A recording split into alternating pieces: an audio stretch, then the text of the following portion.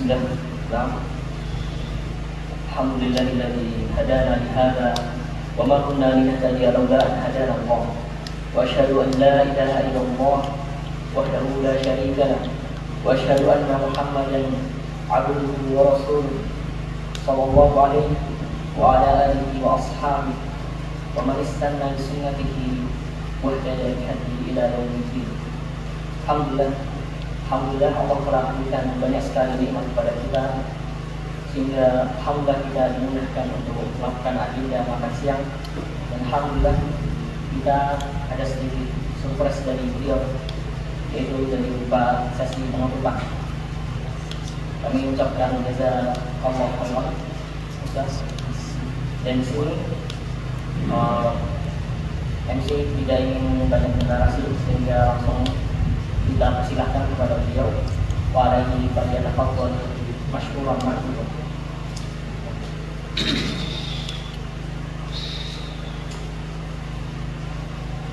Assalamualaikum warahmatullahi wabarakatuh. Alhamdulillahi rabbil alamin wal 'aqibatu lil muttaqin wa la 'udwana illa 'alal zalimin. Wassalatu wassalamu 'alal mab'uusi rahmatan lil 'alamin nabiyyina wa syafi'ina Muhammad ibn Abdillah wa 'ala alihi wa sahabatihi ajma'in, amma ba'd.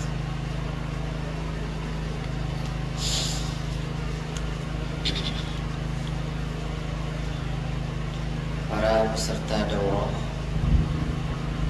para santri Madrasah Imam Ahmad bin Hanbal cabang Butang Tengah, rahimani wa rahimakumullah. Semoga Allah Subhanahu wa ta'ala memberikan kepada kita keistiqomahan di dalam menuntut ilmu setelah selama kurang lebih 2 hari kita melakukan agenda daurah di tempat ini.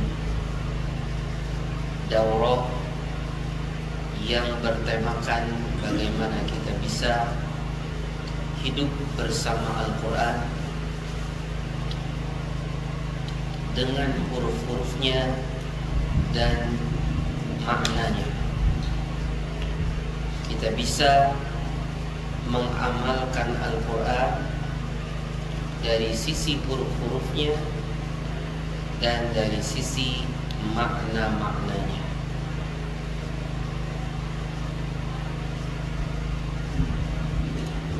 Tentunya apa yang telah disampaikan di tempat ini oleh guru kita Ustaz Abu Izzi hafizahullah ta'ala, dan yang mungkin ada sedikit beberapa hal yang kita pelajari dari kitab Tajwid Al-Fatihah, alladzi la yahsunu jahluhu.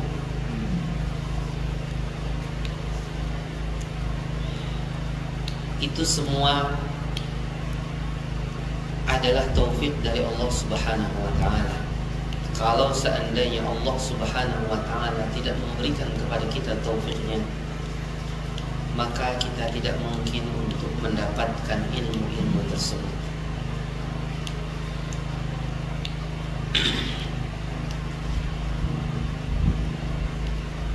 Apa yang kita harapkan dari belajar selama kurang lebih 2 hari ini? Jawabannya tentunya adalah agar ini bisa mengilhami langkah-langkah kita ke depan, agar bisa menjadi seorang penuntut ilmu yang memahami hak-hak Al-Quran dan melaksanakan hak-hak Al-Quran. Karena seorang penuntut ilmu, dia adalah orang yang paling pertama mengamalkan Al-Quran Karim. Orang yang paling banyak bermulazamah berinteraksi dengan Al-Quranul Karim. Makanya dahulu para ulama mereka mendahulukan menghafal Al-Quran, menghafal sejak kecil, karena tujuannya agar bisa memudahkan mereka menuntut ilmu syar'i. Bahkan keberkahan pendidikan mereka itu sangat bergantung dengan intensitas mereka, kebersamaan mereka bersama Al-Quranul Karim. Dan seorang ulama dahulu mewasiatkan kepada muridnya, wasiatnya adalah jangan sampai engkau melupakan wiridmu dari pengkhataman Al-Quran. Bacalah olehmu setiap hari sekian dan sekian.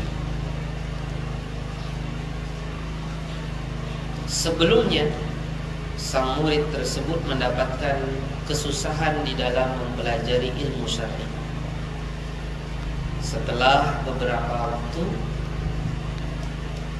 setelah dia mendengarkan wasiat dari gurunya, dia dapatkan setelah itu saya mudah untuk mendapatkan hadis, menghafal dan memahami hadis-hadis Rasulullah Sallallahu Alaihi Wasallam. Intinya dari sisi huruf kita sudah membahas bersama-sama, dan tujuannya juga adalah agar dari pembelajaran tajwid Al-Fatihah itu bisa membias kepada surah-surah yang lain dari Al-Quran. Karena ketika seseorang sudah fasih di dalam membaca surah Al-Fatihah, dia pun terpengaruh untuk bisa fasih pada surah-surah yang lain, atau minimal termotivasi untuk memfasihkan bacaannya pada surah-surah yang lain. Tapi perlu kita ketahui, di dalam surah Al-Fatihah hukum-hukumnya adalah hukum-hukum yang umum. Adapun hukum-hukum yang khusus, dia kita dapati banyak sekali di luar dari surah Al-Fatihah. Seperti hukum-hukum aradiyah, idgham, qalab, kemudian ikhfa, itu bisa kita dapatkan banyak di dalam surah-surah yang lain. Adapun di dalam surah Al-Fatihah nyaris tidak ada. Kalaupun ada, itu mungkin pada qiraat yang lain, pada qiraat yang lain selain qiraat yang biasa kita baca. Sehingga dengan ini kita merenungi bagaimana kemudahan dari Allah Subhanahu wa taala dengan memulai kitabnya dengan sebaik-baik surah dan semudah-mudah surah untuk kita berlatih membaca.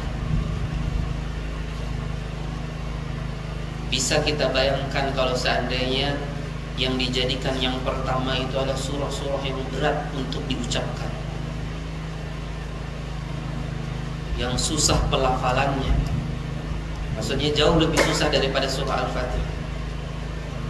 Bisa jadi orang putus asa untuk belajar membaca Al-Quran, tapi Allah pilihkan pembuka kitabnya sebaik-baik surah, yaitu surah Al-Fatihah, agar orang-orang setelah itu mereka berangsur-angsur bertahap memperbaiki bacaannya setelah dia sudah membaguskannya di awal.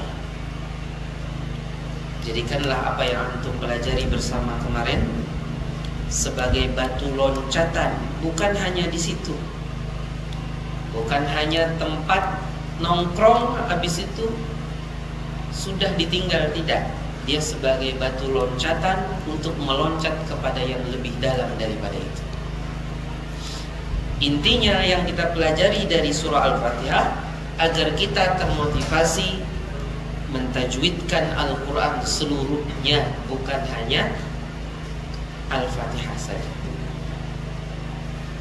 Sebagaimana kita juga tahu, Al-Quran itu, kata Abu Hamid Al-Ghazali, memiliki 3 hak yang harus ditunaikan. Yang pertama, lidah, mulut, membacanya dengan fasih. Yang kedua, hati, merenungi makna-maknanya. Dan ini yang dibahas pada hari ini. Dan yang ketiga adalah seluruh anggota tubuh mengamalkannya dan mempraktekkannya. Inilah 3 hak Al-Quran yang harus ditunaikan oleh setiap kita. Yang paling utama yang terakhir, yaitu mempraktekkan seluruh Al-Quran dengan seluruh anggota tubuh kita. Ketika Aisyah radhiyallahu anha ditanya bagaimana akhlak Rasulullah SAW, kata Aisyah radhiyallahu anha, kana khuluquhul Quran. Akhlak Rasulullah SAW itu adalah Al-Quran. Seluruh Al-Quran itu akhlak Rasulullah. Siang malam, dari bangun tidur sampai tidur malam, sampai bangkit lagi dari tidur, semuanya Al-Quran. Makanya dikatakan dahulu para sahabat, Quranun ala wajhil ard, Al-Quran yang berjalan di atas muka bumi.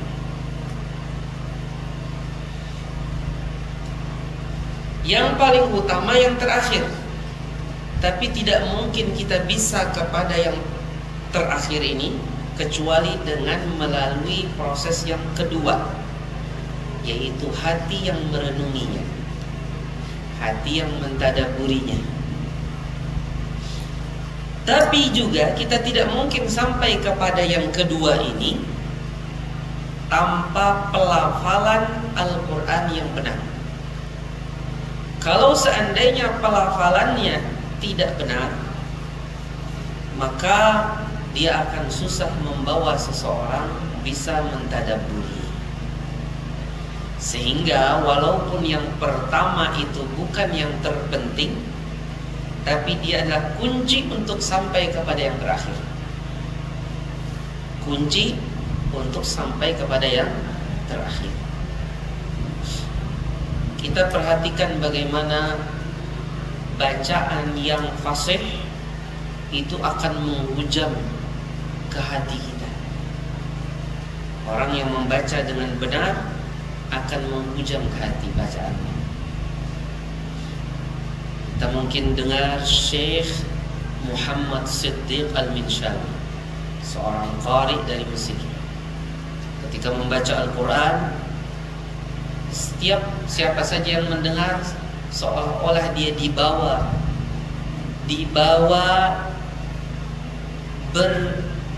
berwisata ke taman Al-Quran dengan segala hukum-hukumnya, kisah-kisahnya, ahkam syariahnya, dibawa berjalan-jalan dengan bacaan beliau tersebut, dengan lantunan beliau.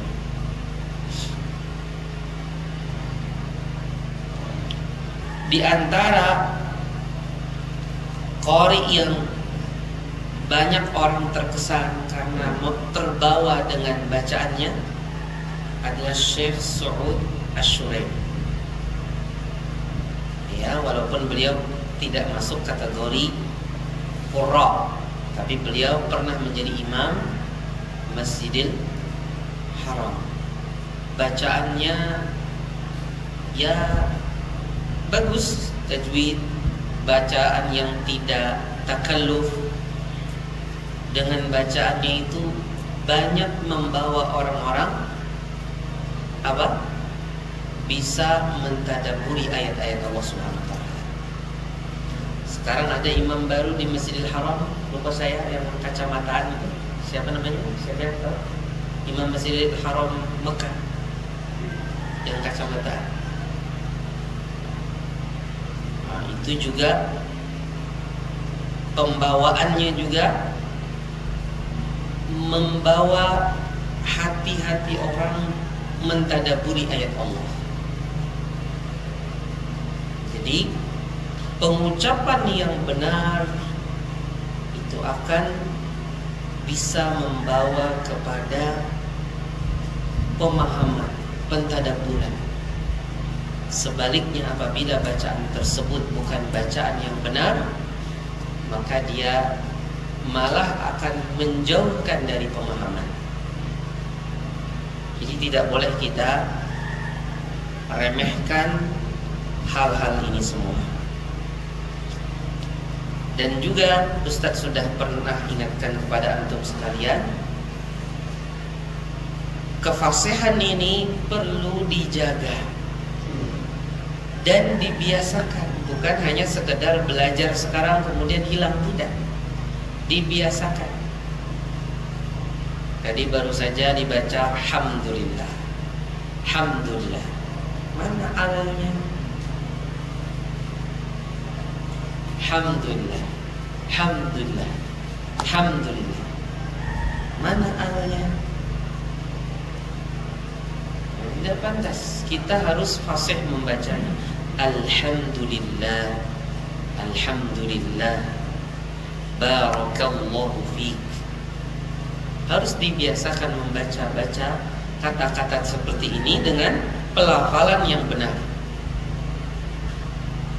Kemudian tentunya apa yang telah kita sampaikan ini adalah muqaddimah untuk selanjutnya, atau mungkin rangkaian dari awal-awal perjalanan antum mendalami Al-Quranul Karim, baik dari sisi pelafalannya atau dari sisi pentadabburannya, yang kelak antum akan teruskan hal itu, baik belajar kepada guru-guru yang ada di sekolah antum atau melalui mutalaah sendiri, ya, dari bahas antum, karena itu semua akan membawa, akan terus menambah keilmuan kita semua. Karena inti daripada ilmu ini terdapat di dalam Al-Quran.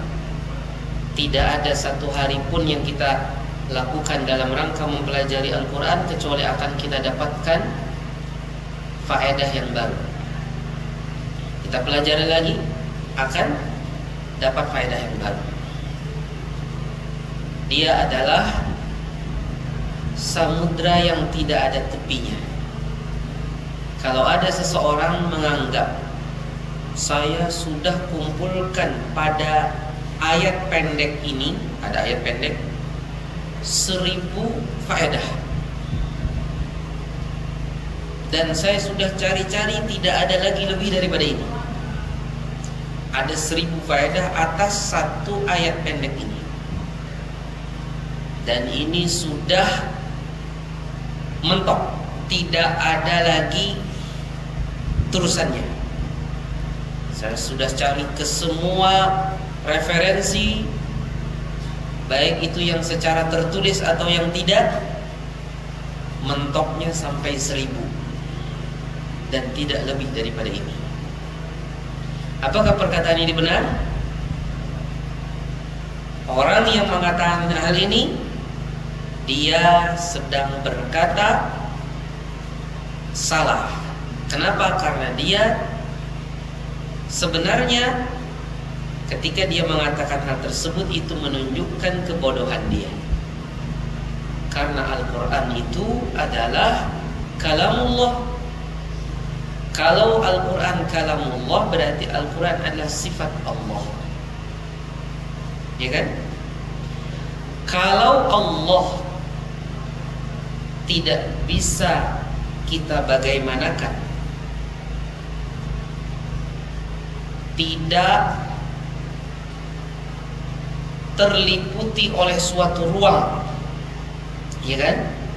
Suatu ruang yang menguasainya. maka begitu pula lah sifat-sifat Allah. Al-Quran sifat Allah. Tidak mungkin ada orang yang bisa meliputi semua hal yang berhubungan dengan Al-Quran, tidak sedikit pun tersisa.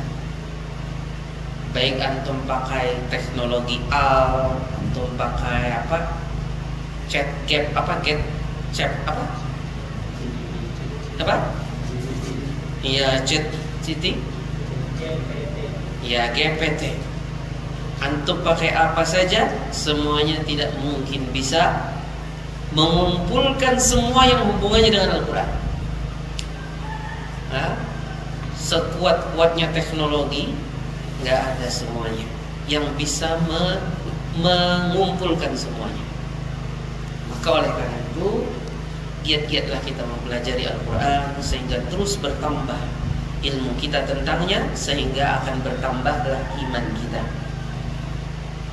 Seseorang akan semakin dekat kepada Allah Subhanahu wa taala karena kedekatannya dengan sifat Allah, yaitu Al-Qur'anul Karim, sebagai petunjuk bagi kita, sebagai pedoman kehidupan kita, yang kita tidak mungkin mendapatkan kesuksesan, kebahagiaan, dan petunjuk di dunia ini kemudian diteruskan sampai menuju akhirat tanpa melaluinya. Dan kami juga di sini mewakili panitia mengucapkan terima kasih kepada seluruh peserta yang sudah meluangkan waktunya menghadiri daurah ini, menyambut undangan kami dari beberapa utusan masjid atau musalla di daerah Waburense dan sekitar, yaitu di daerah Buton Tengah. Semoga Allah Subhanahu wa taala berikan pahala yang sebesar-besarnya atas usaha antum meninggalkan keluarga dalam beberapa waktu ini demi menuntut ilmu atau mengambil faedah dari daurah ini. Kami juga tidak lupa mengucapkan terima kasih sebesar-besarnya dan doa jazakumullahu khairan kepada segenap pihak yang sudah memberikan sumbangsihnya untuk terlaksananya daurah ini, baik itu dari donatur, relawan, para pegawai pesantren, dan yang lain-lain yang tidak bisa kami sebutkan. Hanya Allah lah yang bisa membalas kebaikan antum sekalian demi berlangsungnya daurah ini. Dan terakhir saya ingatkan kembali kepada kita semua agar kita semakin bersemangat di dalam mempelajari kalamullah Al-Quranul Karim, dan kita bisa menyampaikannya kepada orang lain semampu kita. Contohnya, setelah dari sini Pak Muhammad Yasir pulang ke masjid membuat halaqah surah Al-Fatihah ya, bersama jamaahnya yang ada di sana ya. Secara umum, dengan antum sudah belajar kepada saya di sini, berarti secara keilmuan membaca surah Al-Fatihahnya sudah tersambung kepada Rasulullah Sallallahu Alaihi Wasallam, ya, walaupun kita tidak menuliskan suatu ijazah, tapi sudah tersambungkan secara ilmiah, dan ini ketersambungan yang hakiki, ketersambungan ilmu yang hakiki. Adapun ijazah, sanad, ini dan itu adalah bagian dari tradisi para ulama pada bidang-bidang ilmu tertentu. Seperti contohnya ulama bidang qiraat punya tradisi, orang yang dia punya ijazah ini, nanti dia bisa mengijazahkan kepada orang lain secara tertulis atau secara lisan. Ya. Itu hanyalah tradisi. Adapun dahulu tidak ada. Adakah antum dengar pamannya Zaid bin Thabit mengatakan kepada seorang tabi'in, aku ijazahkan engkau riwayat ini? Ada nggak? Tidak ada. Apakah begitu juga Abu Abdurrahman As-Sulami, aku ijazahkan riwayat ini kepadamu wahai Asim? Tidak ada juga. Ini adalah suatu tradisi yang datang setelah zaman mereka, yang mana tradisi itu tujuannya bagus, yaitu untuk menjaga keotentikan pengucapan Al-Quran. Sehingga ada orang yang nanti diberikan ijazah tersebut sebagai pembuktian atau sebagai pengesahan dari gurunya, memang muridku itu sudah layak diberi ijazah, diberi izin untuk membacanya dan mengajarkannya. Itu sebagai ketelitian dan kedisiplinan mereka dalam hal itu.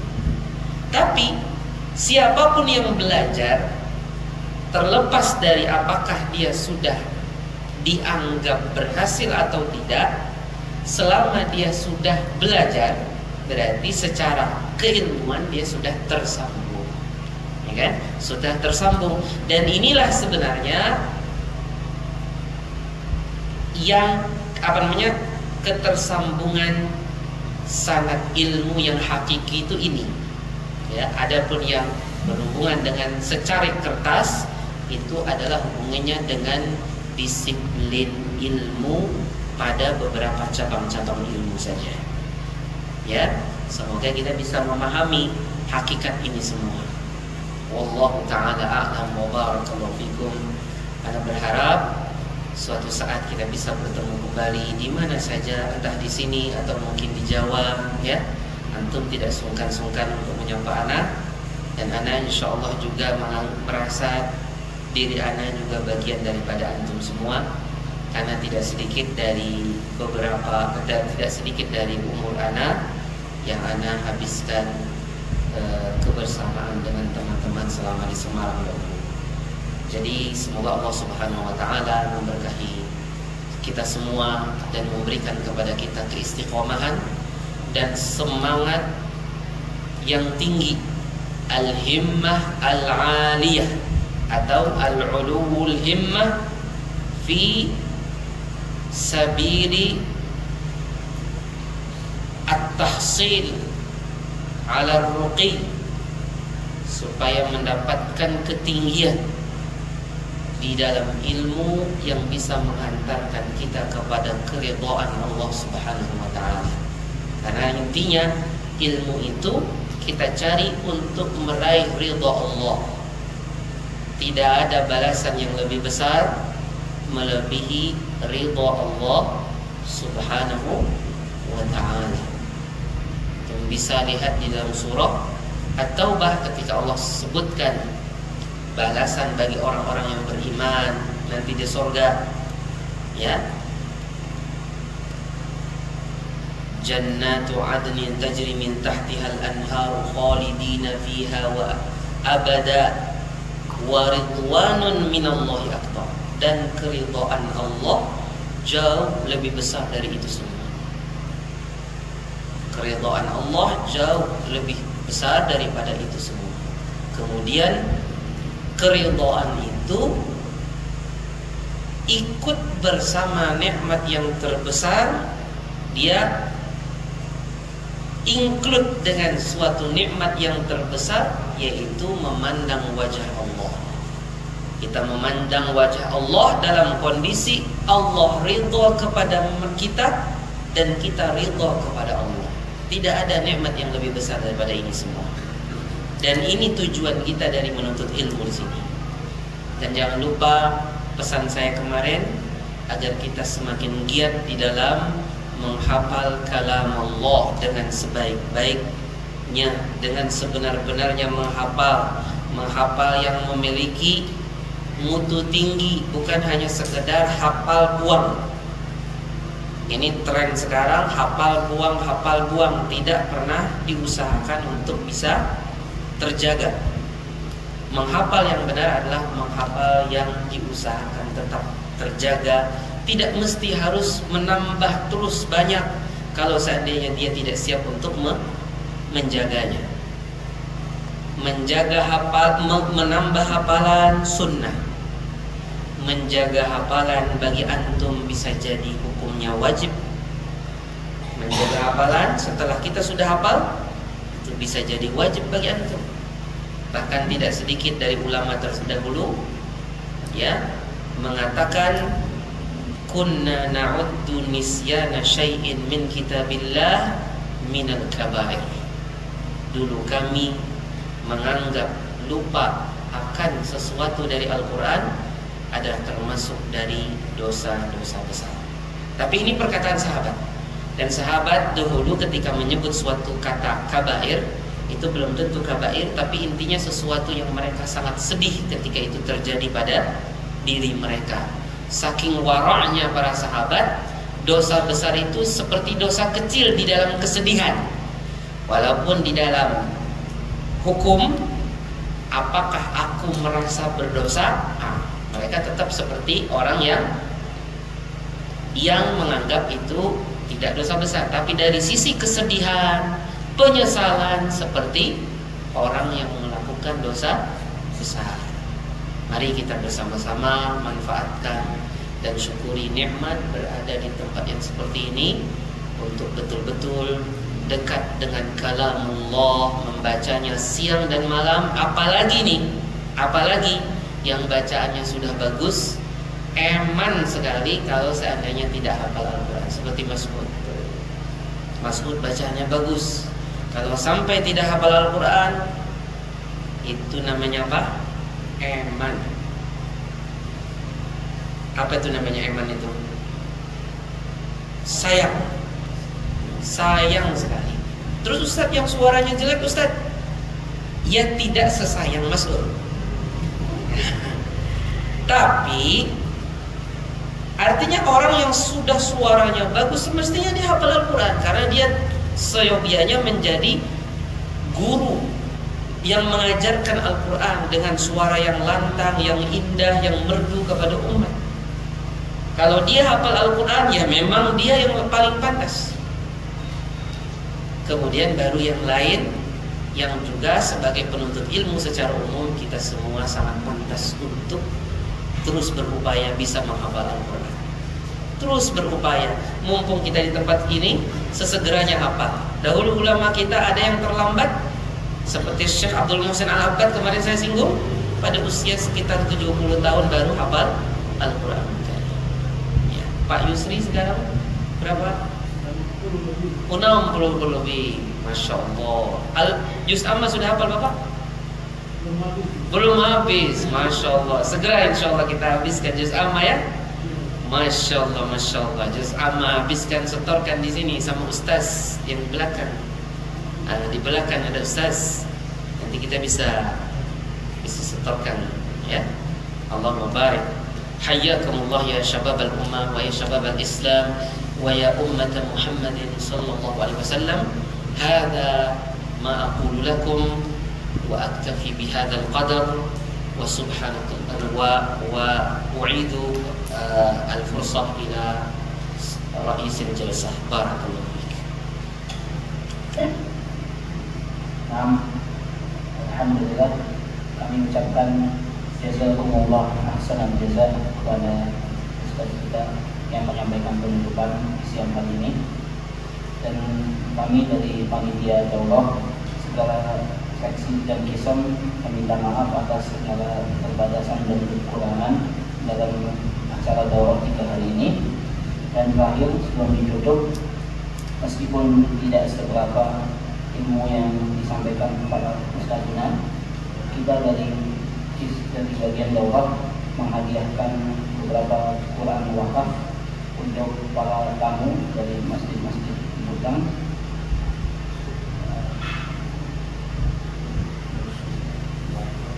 Dipersilahkan untuk menerimanya.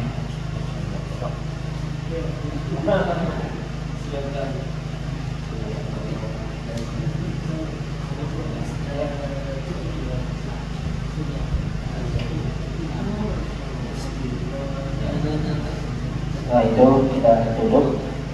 Subhanallah wa bihamdihi, asyhadu an la ilaha illa anta, astaghfiruka wa atubu ilaik. Assalamualaikum warahmatullahi wabarakatuh.